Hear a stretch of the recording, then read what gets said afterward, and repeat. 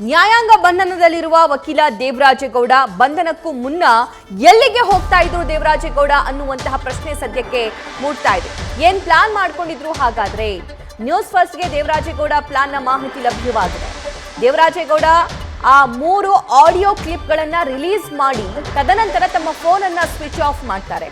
ಚಿತ್ರದುರ್ಗ ಸಮೀಪ ಹಿರಿಯೂರು ಟೋಲ್ನಲ್ಲಿ ಅವರು ಸಿಕ್ಕಾಕೊಳ್ತಾರೆ. ಅಲ್ಲಿ ಪೊಲೀಸರು ಅವರನ್ನ ವಶಕ್ಕೆ ಪಡ್ಕೊಳ್ತಾರೆ. ಅದಾದ ನಂತರ ಹೊಳೆನರಸೀಪುರ ಪೊಲೀಸ್ ಸ್ಟೇಷನ್ಗೆ ಅವ್ರನ್ನ ಶಿಫ್ಟ್ ಮಾಡುವಂತ ಕೆಲಸ ಆಗುತ್ತೆ. ಆದ್ರೆ ಫೋನ್ ಸ್ವಿಚ್ ಆಫ್ ಮಾಡ್ಕೊಂಡು ಎಲ್ಲಿಗೆ ಹೊರಟಿದ್ರು ದೇವರಾಜೇಗೌಡ ಅಂತ ಮತ್ತಷ್ಟು ಲೈವ್ ಡೀಟೇಲ್ಸ್ ನಮ್ಮ ಪ್ರತಿನಿಧಿ ಸಂದೇಶ್ ನೀಡ್ತಾರೆ. ಸಂದೇಶ್, ದೇವರಾಜೇಗೌಡ ಆಡಿಯೋ ಅನ್ನ ರಿಲೀಸ್ ಮಾಡಿದ ನಂತರ ತಮ್ಮ ಫೋನ್ ಸ್ವಿಚ್ ಆಫ್ ಮಾಡ್ಕೊಳ್ತಾರೆ. ಗಂಟು ಮೂಟೆ ಕಟ್ಕೊಂಡು ಕಾರಲ್ಲಿ ಅವರು ಪ್ರಯಾಣ ಮಾಡೋದಕ್ಕೆ ಶುರು ಮಾಡ್ತಾರೆ. ಹಾಗಾದ್ರೆ ಏನಾಗಿತ್ತು ಅವರ ಪ್ಲಾನ್?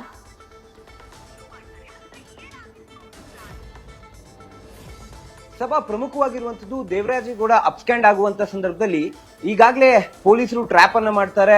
ಚಿತ್ರದುರ್ಗದ ಹಿರಿಯೂರಿನ ಗುಯ್ಲಾಲು ಟೋಲ್ ಬಳಿ ಅವರನ್ನ ವಶಕ್ಕೆ ಪಡೆಯುವಂತ ಕೆಲಸವನ್ನ ಮಾಡ್ತಾರೆ. ಆದ್ರೆ ಅವರು ಎಲ್ಲಿಗೆ ಹೊರಟಿದ್ರು ಅನ್ನೋದು ಇಲ್ಲಿ ಸಾಕಷ್ಟು ಇಂಟ್ರೆಸ್ಟಿಂಗ್ ವಿಚಾರ ಅಂತಾನೆ ಹೇಳ್ಬೋದು. ಯಾಕಂದ್ರೆ ದೇವರಾಜೇಗೌಡ ಬೆಂಗಳೂರನ್ನ ಬಿಡಬೇಕಾದ್ರೆ ಸಾಕಷ್ಟು ಪ್ಲಾನ್ ಗಳನ್ನ ಕೂಡ ಮಾಡ್ಕೊಂಡಿರ್ತಾರೆ. ಜೊತೆಗೆ ಅವರ ಬಳಿ ಇದ್ದಂತ ಆಡಿಯೋ ಕ್ಲಿಪ್ಗಳು, ಯಾಕಂದ್ರೆ ಈಗಾಗಲೇ ಒಂದು 4 ಆಡಿಯೋ ಕ್ಲಿಪ್ ಗಳನ್ನ ರಿಲೀಸ್ ಮಾಡಿದ್ದಾರೆ. ಈ ಒಂದು ವಿಡಿಯೋ ವೈರಲ್ ಪ್ರಕರಣಕ್ಕೆ ಸಂಬಂಧಪಟ್ಟಂತೆ ಇವ್ರ ಜೊತೆಯಲ್ಲಿ ಯಾರೆಲ್ಲ ರಾಜಕಾರಣಿಗಳು ಮಾತನಾಡಿದ್ದಾರೆ, ಹಿರಿಯ ನಾಯಕರು ಯಾರೆಲ್ಲ ಮಾತನಾಡಿದ್ದಾರೆ ಅನ್ನೋದಕ್ಕೆ ಸಂಬಂಧಪಟ್ಟಂತ ಅಷ್ಟೂ ಸಾಕ್ಷಿಗಳನ್ನ ಇಟ್ಕೊಂಡು ಅವರು ನೇರವಾಗಿ ದೆಹಲಿಗೆ ಹೊರಟಿದ್ರು ಅನ್ನೋ ಮಾಹಿತಿ ಲಭ್ಯವಾಗ್ತಾ ಇದೆ.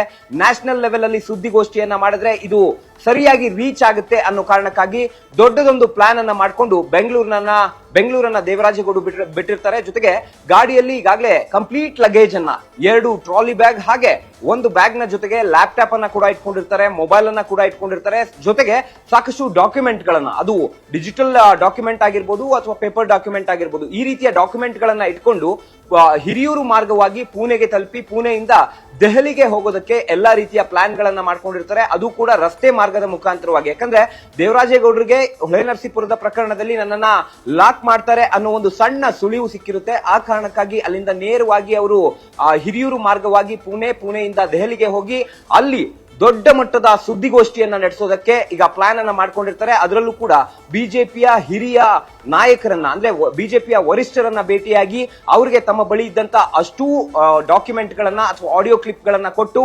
ಏನಾಗಿದೆ ಈ ಪ್ರಕರಣಕ್ಕೆ ಸಂಬಂಧಪಟ್ಟಂತೆ ಅನ್ನೋದಕ್ಕೆ ಸಂಬಂಧಪಟ್ಟಂತೆ ಎಲ್ಲಾ ಮಾಹಿತಿಯನ್ನ ಬಿಜೆಪಿ ವರಿಷ್ಠರಿಗೆ ಕೊಡೋದಕ್ಕೆ ಸಿದ್ಧತೆಯನ್ನ ಮಾಡ್ಕೊಂಡಿರ್ತಾರೆ. ಆದ್ರೆ ಅವರ ಒಂದು ಸಣ್ಣ ತಪ್ಪು, ಅಂದ್ರೆ ಏನು ಅವರ ಮೇಲೆ ಬಂದಿದ್ದಂತ ಆರೋಪಕ್ಕೆ ಸಂಬಂಧಪಟ್ಟಂತೆ ಕ್ಲಾರಿಫಿಕೇಶನ್ ಕೊಡೋದಕ್ಕೆ ಒಂದು ವಿಡಿಯೋವನ್ನ ಮಾಡಿದ್ರು ಮನೆಯಲ್ಲೇ. ಆ ವಿಡಿಯೋವನ್ನ ವಾಟ್ಸ್ಆಪ್ ಗ್ರೂಪ್ಗೆ ಸೆಂಡ್ ಮಾಡೋದಕ್ಕೆ ಅಂತ 8:05 ಸುಮಾರಿಗೆ ಮೇಟಿ ಕುರ್ಕೆಯ ಬಳಿ ಆ ವಿಡಿಯೋವನ್ನ ಸೆಂಡ್ ಮಾಡ್ತಾರೆ. ಅದಾಗಿ 5 ನಿಮಿಷದಲ್ಲಿ, ಅಂದ್ರೆ 8:10 ಸುಮಾರಿಗೆ ಅವರನ್ನ ಗುಯ್ಲಾಳು ಟೋಲ್ ನಲ್ಲಿ ಲಾಕ್ ಮಾಡುವಂತ ಕೆಲಸವನ್ನ ಹಿರಿಯೂರು ಗ್ರಾಮಾಂತರ ಪೊಲೀಸರು ಮಾಡ್ತಾರೆ. ಸದ್ಯ ಈಗ ದೇವರಾಜೇಗೌಡರ ಕಂಪ್ಲೀಟ್ ಪ್ಲಾನ್ ಫ್ಲಾಪ್ ಆಗಿರೋದ್ರಿಂದ ಈಗ ಸದ್ಯ ನ್ಯಾಯಾಂಗ ಬಂಧನದಲ್ಲಿದ್ದಾರೆ. ಹಾಗಾಗಿ ಮುಂದಿನ ಹಂತದಲ್ಲಿ ಯಾವ ರೀತಿಯ ಆ ಒಂದು ಆಡಿಯೋಗಳು ಅಥವಾ ಡಾಕ್ಯುಮೆಂಟ್ಗಳು ರಿಲೀಸ್ ಆಗ್ತವೆ ಅನ್ನೋದನ್ನ ಕಾದು ನೋಡ್ಬೇಕಾಗಿದೆ. ಸಭಾ ನ್ಯೂಸ್ ಫಸ್ಟ್ ನಿರ್ಭೀತಿಯಿಂದ ನಿಮ್ಮ ಪರವಾಗಿ.